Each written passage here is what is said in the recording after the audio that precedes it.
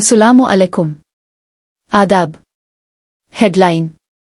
Karachi water corporation ने peoples labour union के referendum की तैयारी, अहम इजलास मुनक्किद।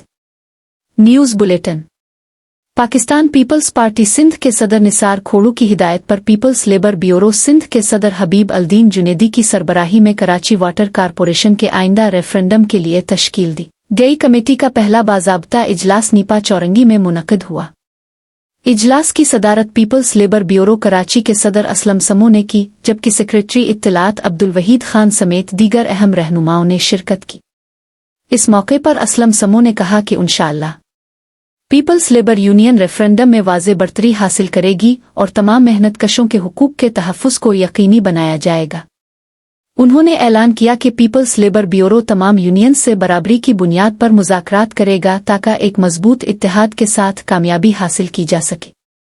सेक्रेटरी इत्तलात अब्दुल वहीद खान ने कहा कि माशाअल्लाह पीपल्स लेबर ब्यूरो की कोशिशों से 3 इदारों में CBA का दर्जा हासिल किया जा चुका है और वाटर कारपोरेशन का रेफरेंडम भी कामयाबी से हमकिनार होगा।